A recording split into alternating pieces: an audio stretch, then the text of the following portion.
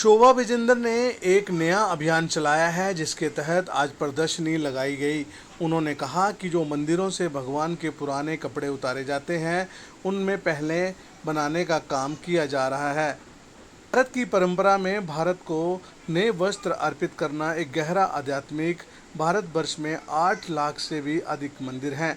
भारत देश भर में लाखों पोशाक श्रद्धा सहित भगवान अर्पित की जाती हैं। इन पोशाकों को समय समय पर मौसम एवं पर्व अनुसार बदनानी पोशाकों को समय समय पर मौसम एवं पर्व के अनुसार बदलने का एक अनूठा पहलू है। ये पोशाक अक्सर कुछ समय बाद नदियों, नालियों या पीपल जैसे पेड़ों के नीचे छोड़ दी जाती हैं। एक परंपरा जो कभी तर्कसंगत थी, आज के समय में वह जल प्रदूषण में वृद्धि और वस्त्र बर्बादी जैसी समस्याओं को जन्म दे रही है।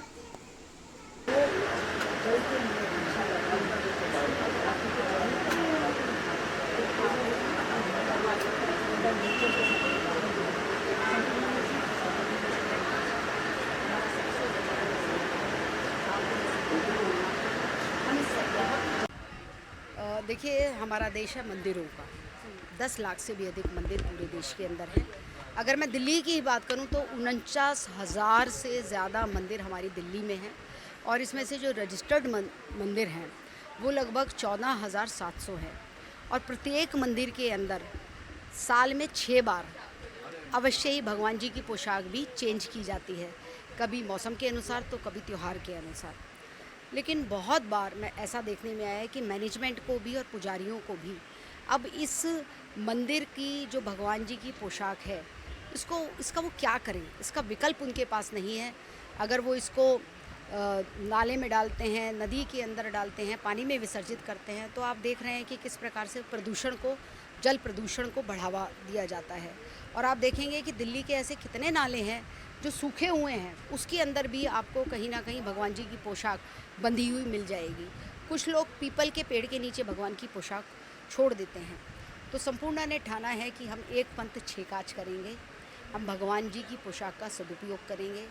इतनी बड़ी इकोनॉमी इसके चारों ओर है, तो ऐसी वस्तुओं का, ऐसे भगवान जी की पोशाकों को हम उपयोग हेतु उत्पादों में बदल रहे हैं।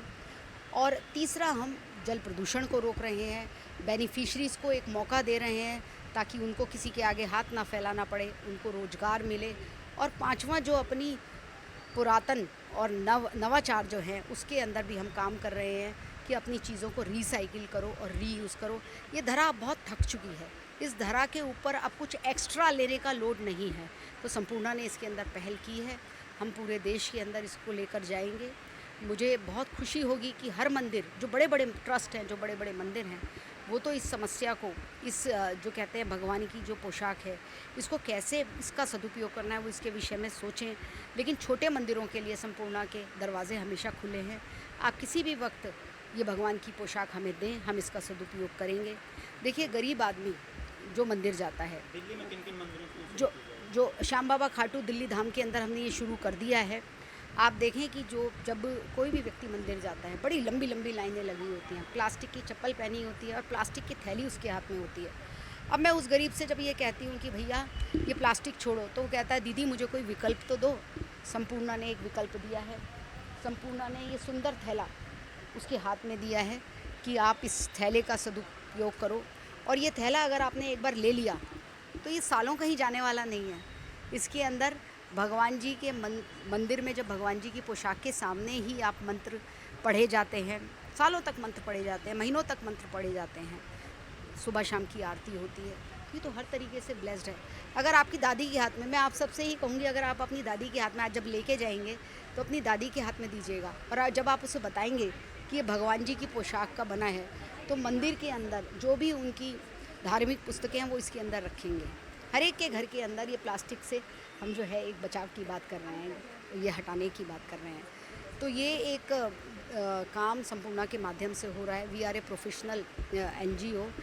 मैं I myself is a professional social worker. I have done my masters and PhD in social work and for the last 30 years we are running this organisation.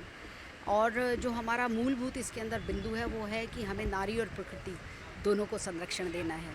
और जब हम प्रकृति के संरक्षण की बात करते हैं तो सीधे हमारा ध्यान भारत पर जाता है, और जब भारत पर जाता है तो मंदिर पर जाता है, मंदिर पर जाता है तो भगवान पर जाता है, भगवान पर जाता है तो उसकी पोशाक पर जाता है, और जब पोशाक पर जाता है तो गरीब पर जाता है, और जब गरीब पर जाता है तो उसके हाथ में पकड़ी हुई प्लास्टिक की थैली पर जाता है।